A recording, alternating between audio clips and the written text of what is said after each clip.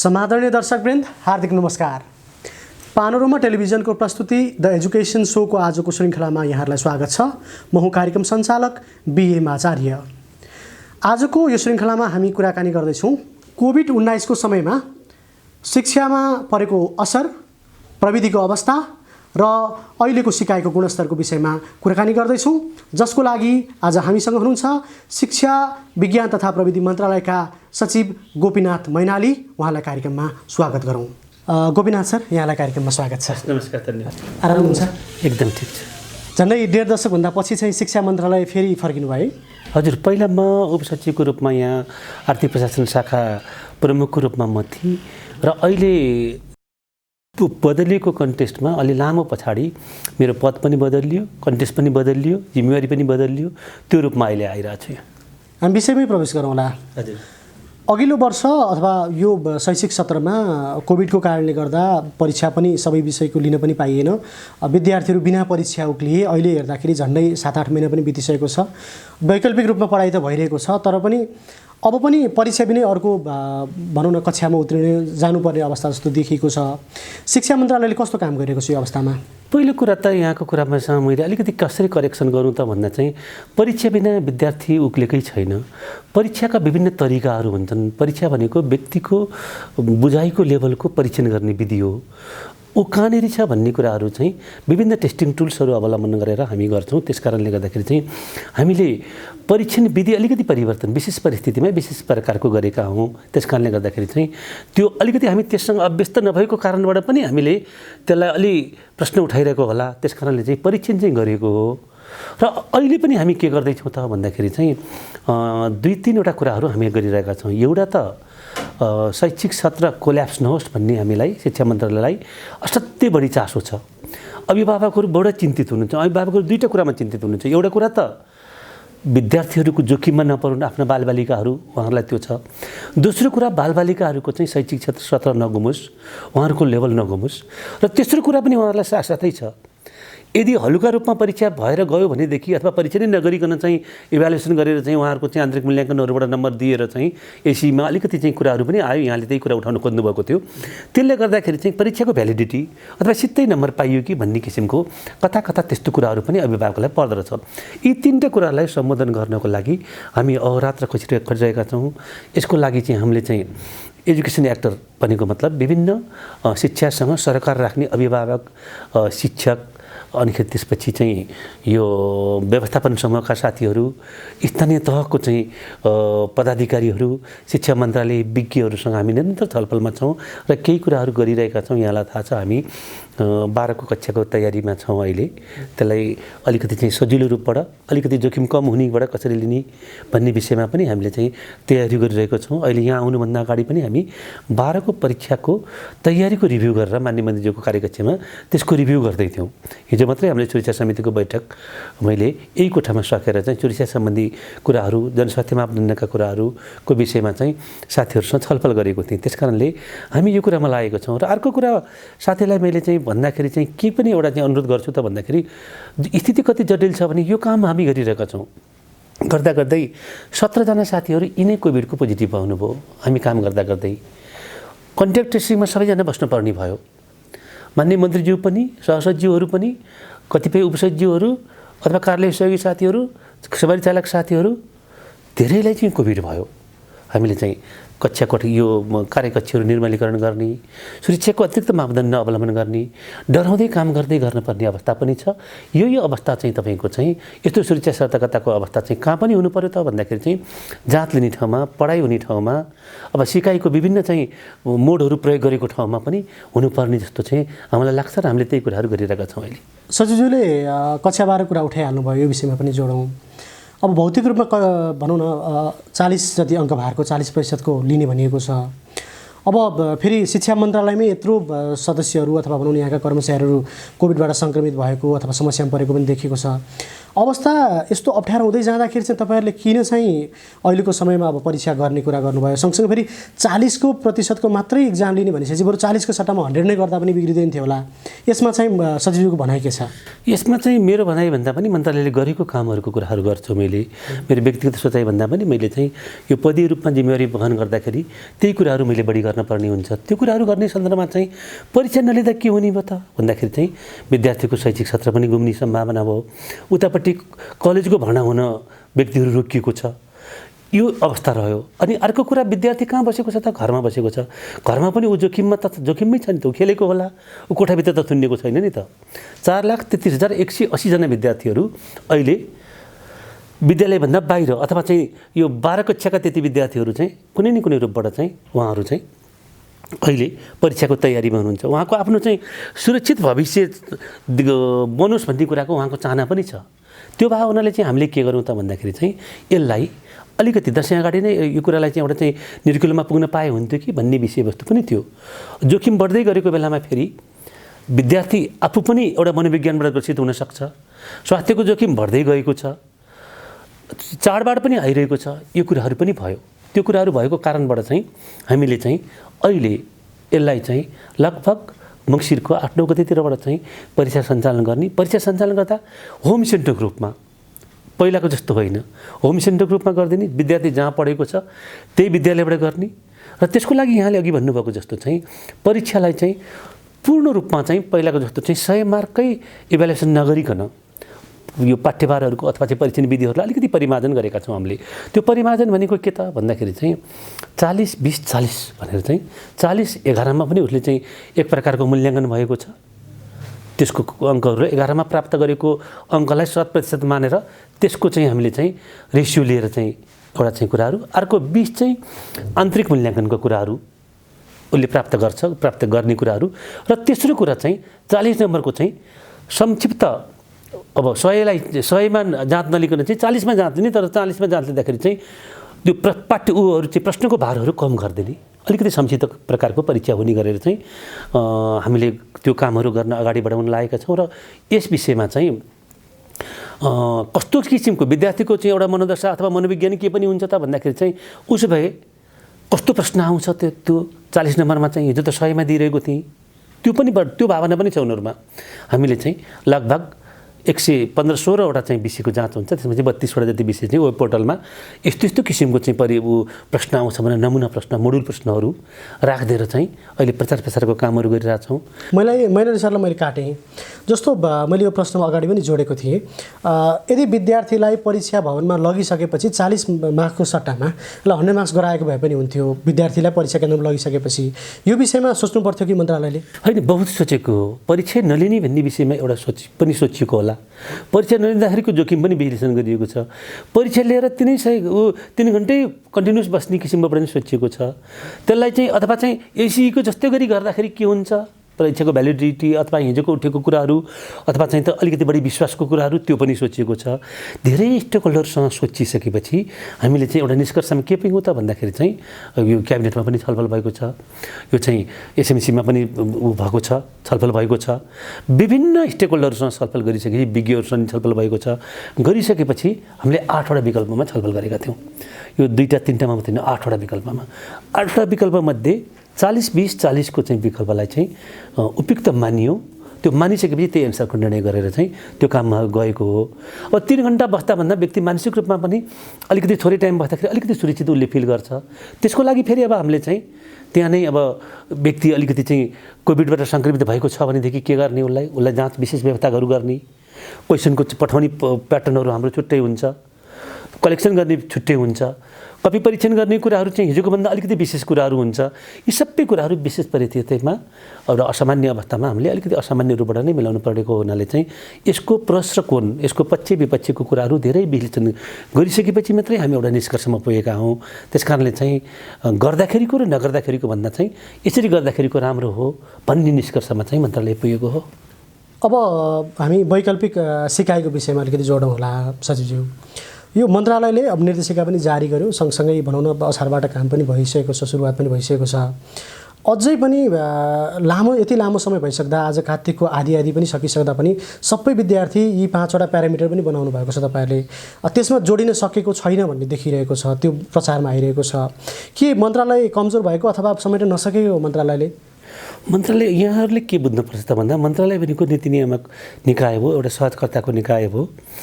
यसले सबै कुराहरू मन्त्रालयले गर्दैन। मन्त्रालयले चाहिँ यस्तो कुराहरू हुनुपर्छ भनेर चाहिँ अब त झन् मुलुक त सङ्घीय ढाँचामा पनि गएको छ। यस अवस्थामा चाहिँ अलिकति बढी भूमिका चाहिँ कसको हुन्छ त भन्दाखेरि स्थानीय तहको। स्थानीय तह किन माध्यमिक शिक्षा सम्बन्धको चाहिँ जिम्मेवारी उसको हो। स्थानीय तहको हामीले मेयरहरूसँग पनि, मेयर फोरम, काठमाडौँको मेयर फोरमहरू, कतिपय जिल्लाको मेयरहरूसँग पनि हामीले छलफल गरेका छौँ। र अनि अर्को कुरा, विभिन्न जिल्लाका सिडिओहरू, शिक्षा विकास इकाइको साथीहरू सबैसँग पनि हामीले छलफल गरेका छौँ। गृह मार्फत पनि हामीले व्यक्तिगत पनि छलफल गरेका छौँ।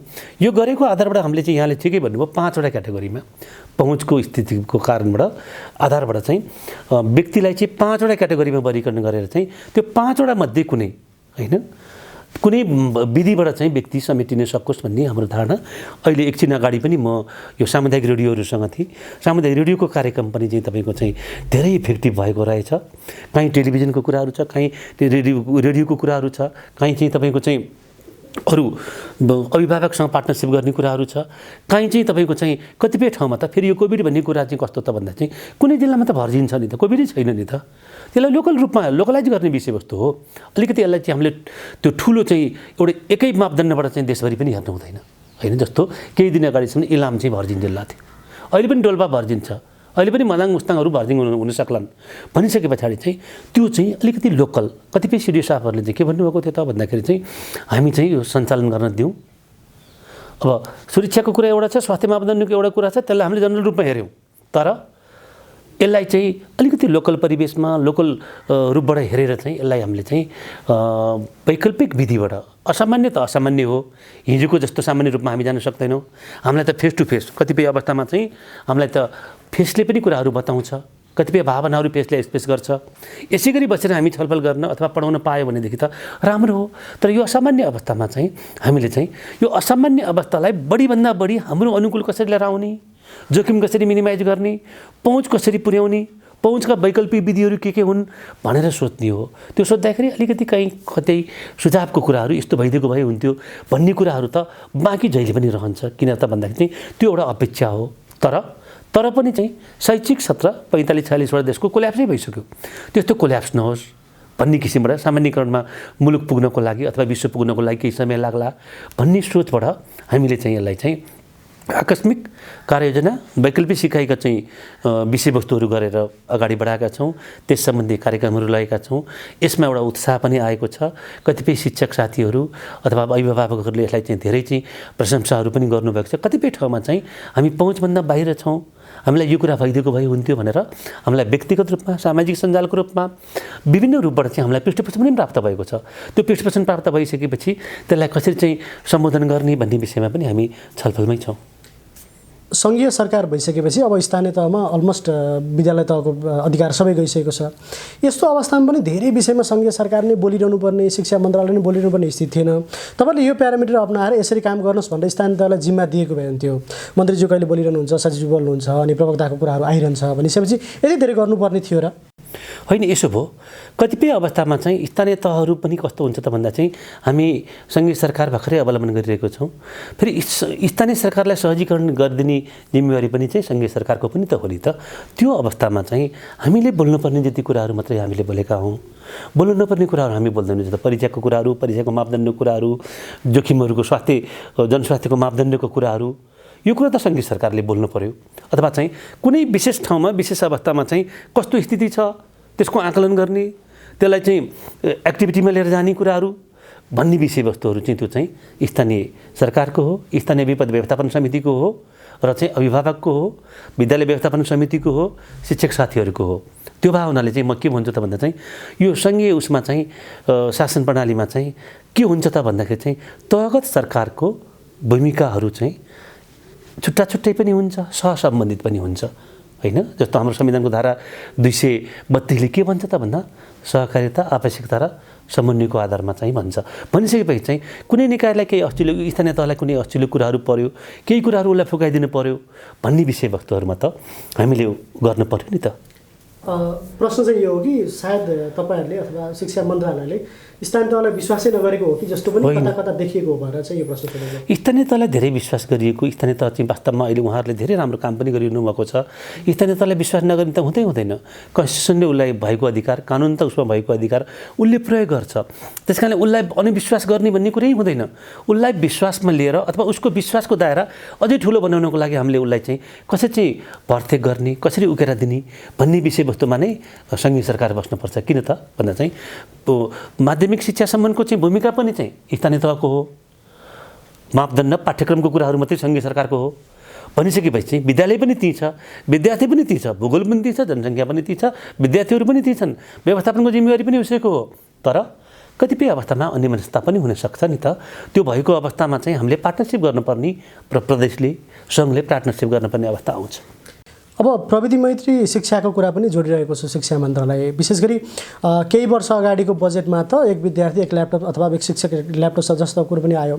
तर अहिलेको अवस्था मूल्याङ्कन गर्दा कोभिडले हामीलाई के देखाइदियो भने चाहिँ बिचरो अभिभावकसँग सुन्ने रेडियो पनि कतिसँग रहेनछ। भनिसकेपछि यो अवस्थामा शिक्षा मन्त्रालयका खर्च हुन सकेका विभिन्न बजेट छन्, ती रकमान्तर गर्ने कुराहरू पनि बेला बेला मन्त्रालयले बोलिरहेको छ। त्यो कहाँ पुग्यो त्यो अवस्था? यहाँले यो कुरा ठिकै भन्नुभयो। त्यो सबै ठाउँमा चाहिँ हाम्रो मोबाइलको एक्सेस छैन। हामीले सिओजी बनाउने भनेका छौँ। कतिपय ठाउँमा रेडियो पनि छैन होला। तर कहीँ मोबाइल, कहीँ रेडियो अथवा चाहिँ कहीँ टेलिभिजन कुनैको पनि एक्सेस नभएको, एफएम कसैको पनि एक्सेस नभएको भने चाहिँ सङ्ख्या थोरै छ। मेरो बुझाइमा एकदमै थोरै छ। तर त्यो कुरालाई चाहिँ एड्रेस गर्नको लागि अब हामीले चाहिँ सिम नै दिनको लागि अथवा त्यसको डाटा किन्नको लागि हामीले चाहिँ रकम व्यवस्थापन गरिरहेका छौँ। यसको लागि चाहिँ अर्थ मन्त्रालय हामीलाई नै प्राप्त, अर्थ मन्त्रालयले यो वर्षमा दिएको बजेटको रकमान्तर गरेर चाहिँ त्यो एलएमबिएस भन्छ प्राविधिक भाषामा, मन्त्रालयगत बजेट सूचना प्रणाली भन्छ, त्यसमा चाहिँ इन्ट्री गर्नको लागि शिक्षा मन्त्रालयको सचिव स्तरको निर्णयबाट अर्थ मन्त्रालयमा हामीले पठाएका छौँ र अर्थ मन्त्रालयले त्यसलाई चाहिँ छिटै टुङ्ग्याउँछ र यस सम्बन्धी कामहरू भइरहेको छ। भुक्तानीको कुराहरू चाहिँ त्यो कुराहरू भइसकेपछि हुन्छ र यो यसमा चाहिँ अन्यमनस्कता नरहोस् भनेर चाहिँ हामीले चाहिँ यो टेलिफोन सेवा प्रदायक सङ्घ संस्थाहरूसँग, सञ्चार मन्त्रालयका उच्च पदाधिकारीहरूसँग, नेपाल दूरसञ्चार प्राधिकरणको उच्च पदाधिकारीहरूसँग रहेर हामीले चाहिँ समन्वयको कामहरू गरिरहेका छौँ। कुन कुन विषयहरू चाहिँ रकमान्तर गर्नुभएको छ विशेष गरी त्यो प्लानमा राख्नुभएको छ? यसमा चाहिँ के त विद्यालय खाजा कार्य अलिकति सजिलो के लाग्यो त भन्दा चाहिँ अहिले वैशाखदेखि चाहिँ विद्यालय पनि बन्द भएको यो शैक्षिक सत्रमा। त्यो भए हुनाले चाहिँ 4-5 महिना त विद्यालय खुलेन नि त। त्यो 4-5 महिनाको चाहिँ विद्यालय खाजा कार्यक्रमलाई चाहिँ रकमान्तर गर्न सकियो भने केही अर्ब रुपियाँ, 1.5 अर्ब रुपियाँ सम्बोधन गर्न सकियो भनेदेखि चाहिँ सिमको पैसाहरू, त्यसको डाटा किन्ने पैसाहरू, त्यसको चाहिँ भोइस कल गर्ने पैसाहरू चाहिँ त्यसबाट उग्रिन सकिन्छ भन्ने हाम्रो ठम्याइ भयो। अरू पनि स्रोत छ, तर अहिले चाहिँ हामीले त्यो स्रोतलाई चाहिँ व्यवस्थापन गर्न गइरहेका छौँ। यो प्रविधि मैत्रीको कुरा गर्दाखेरि अवस्था त साँच्चै कोभिडले हाम्रो हैसियत देखाइदिइसक्यो, कतिसम्म प्रविधि रहेछौँ। किनभने इभन सहरी क्षेत्रमा पनि राम्रा सामुदायिक विद्यालय भनिएकोहरूमा पनि उहाँहरूले कुराकानी गर्दाखेरि चाहिँ 25 देखि 30% मात्रै हामीसँग पहुँच रहेछ प्रविधिमा भन्नुहुन्छ। उहाँहरूले त्यो कुरा सेयर गर्नुहुन्छ। भनिसकेपछि यो अवस्थामा अब शिक्षा मन्त्रालयको आगामी योजना के त प्रविधि मैत्री बनाउनको लागि? पहिलो कुरा त सहर बजारमा चाहिँ 20-30% मात्रै पहुँचमा होइन, यहाँहरूलाई थाहा छ। तल्लो तहमा 20-30% र माथिल्लो तहमा इभन यहीँ त्रिपुरेश्वरकै विद्यालयमा पनि 70% भन्दा माथि छैन। 70% भनेको ठुलो कभरेज पनि हो, तर हाम्रो चाहना चाहिँ एउटा पनि नछुटोस्। त्यो राम्रो विद्यालय र भनौँ न सबै हिसाबले चलेको प्रविधि भएको विद्यालयको विषयमा कुरा गर्दैछु, नत्र नर्मल विद्यालयको कुराहरूको गरेको। ठिक छ।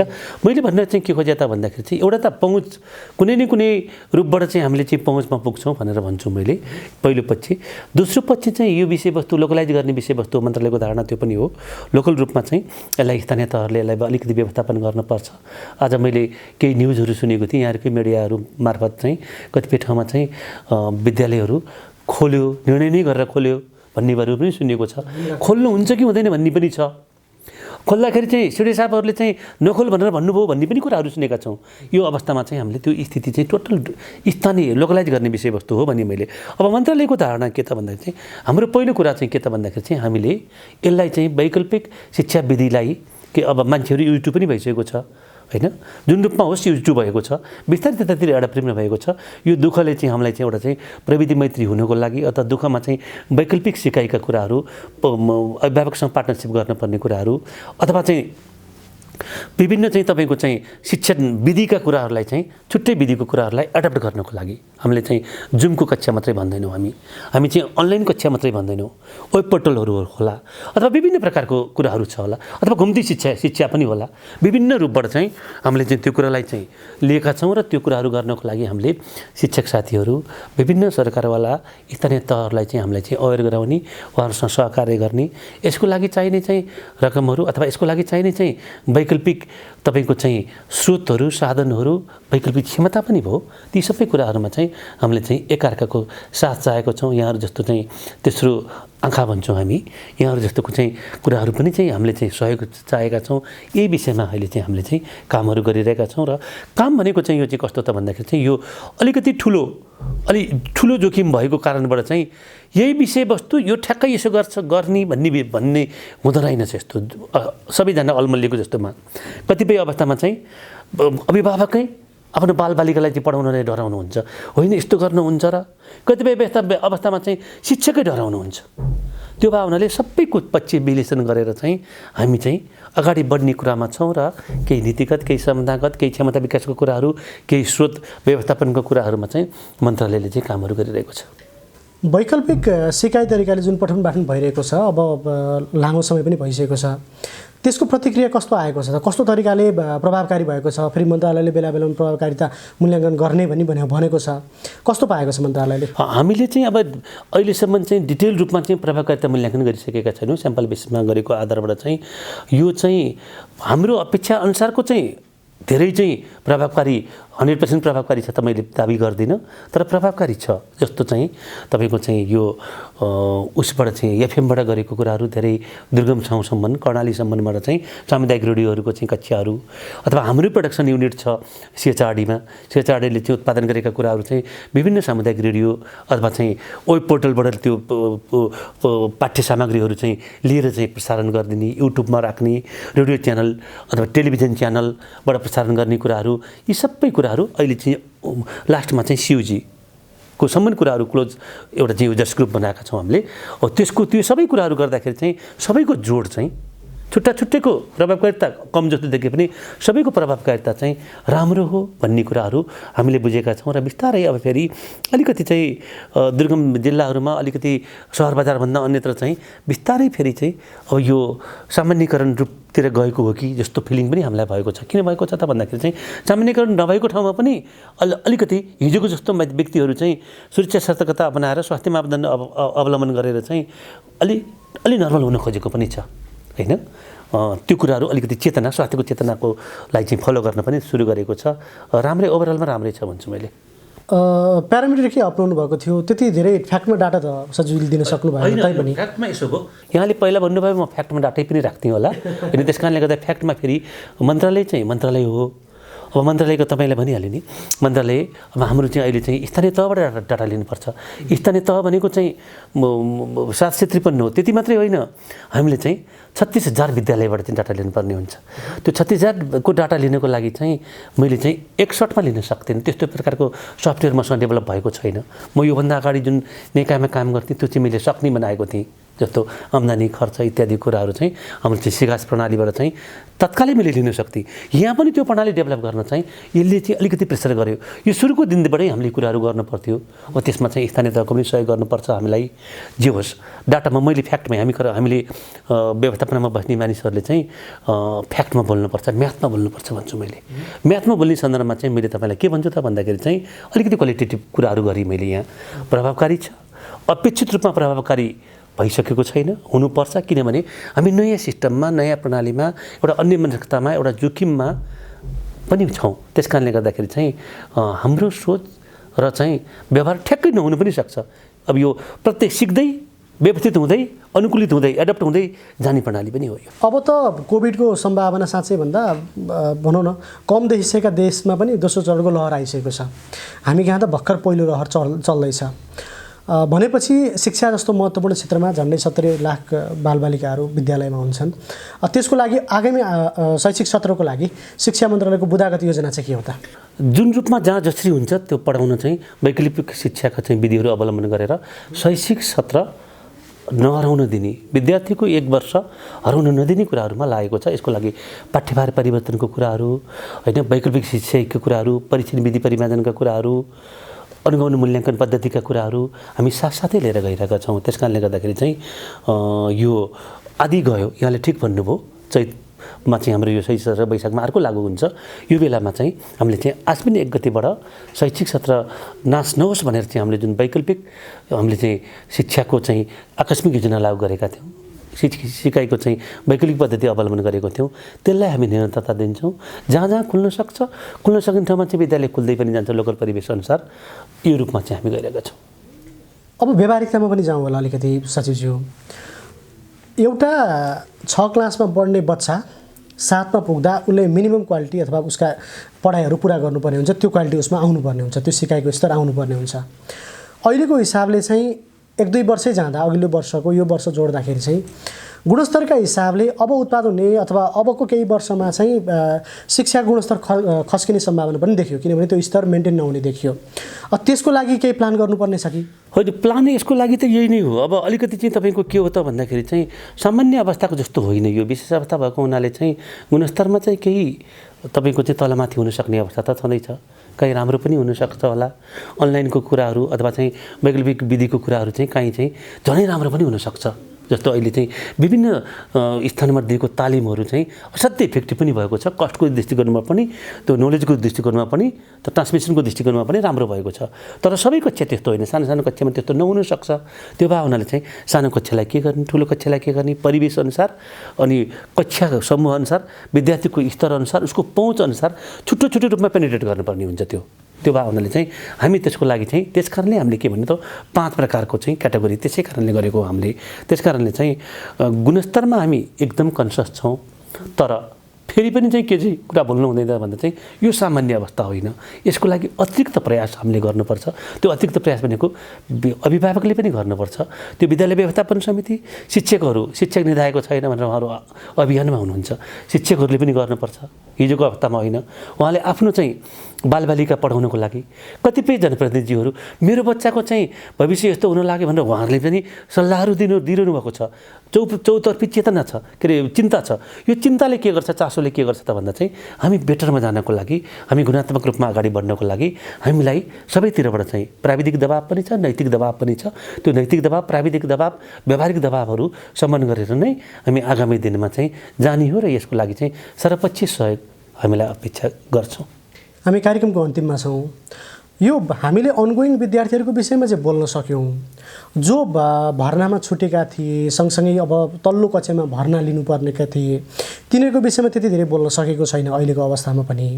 अझै भन्यो भने अपाङ्गता भएका व्यक्तिहरूको लागि त के गर्ने त्यसमा साँच्चै भन्दा कार्यविधि निर्देशिका सबै कुरा मौन छ होइन। यसलाई चाहिँ भनौँ न, भर्नाको लागि चाहिँ ती नयाँ बच्चाहरूको लागि के कस्तो अवस्था थियो, कस्तो अवस्था रह्यो अब यो अनगोइङ शैक्षिक सत्रमा, छुटेका बच्चाहरूको अवस्था कस्तो रह्यो, अनि अपाङ्गताको लागि चाहिँ कस्तो तरिकाले अब भनौँ न काम गरियो त? अब यो अलिकति चाहिँ अर्ली चाइल्डहुड डेभलपमेन्टको चाहिँ कुराहरूमा अलिकति पहिलाभन्दा अलिक बच्चाहरूको स्तर पनि सानो भएको हुनाले अलिकति थोरै चाहिँ अन्यमनस्कता त्यहाँनिरै छ। त्यस्तै यहाँले जुन भन्नुभयो उहाँहरूको लागि चाहिँ तपाईँको चाहिँ शिक्षिकाहरूको कुराहरू र स्वयं विद्यार्थीको कुराहरूबाट पनि अलिकति त्यस कुरामा हामीले थप प्रयास गर्नुपर्ने कुराहरू छ, थप प्रयास गर्ने क्रममा छौँ हामी। त्यस्तै अब यो अपाङ्गता भएका व्यक्तिहरू, अब विशेष गरी चाहिँ भनौँ न चाहिँ दृष्टिविहीन साथीहरू, उहाँहरूको लागि चाहिँ हामीले अलिकति चाहिँ उहाँहरूको चाहिँ पाठ्य सामग्री पनि धेरै हो। अझ विशेष गरी दृष्टिविहीन साथीहरूको लागि, उहाँहरूको लागि त पाठ्य सामग्रीहरू पनि विशेष प्रकारको चाहियो।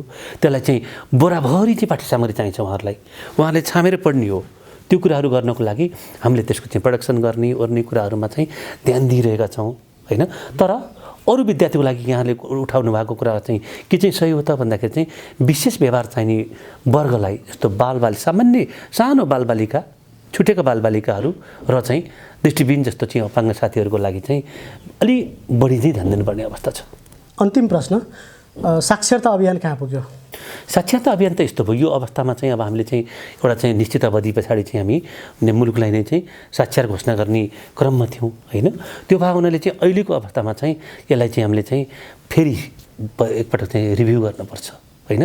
अहिले नै हामी चाहिँ यसरी चाहिँ साक्षरता अभियानमा यसरी जान्छौँ भन्नुभन्दा पनि अहिले चाहिँ के हो त भन्दा चाहिँ क्राइसिस म्यानेज गर्ने हो। यो प्रश्न मैले सोध्नुको कारण चाहिँ के थियो भने सचिवज्यू, जुन जिल्ला हामीले साक्षर घोषणा गऱ्यौँ कोभिडका कारणले गर्दा कतिपय अवस्थामा भनौँ न बच्चाहरू पढ्न नपाउने कारणले गर्दा ती जिल्लाहरूमा पनि 95% भन्दा अझ तल खस्क्यो कि भन्ने हिसाबले पनि सोधेको हो। त्यो एकपटक साक्षर भइसकेको भाइ बहिनीहरू त फेरि साक्षरताबाट तल झर्दैनन्, नयाँ आउने भाइ बहिनीहरू नै माथि जाने हो।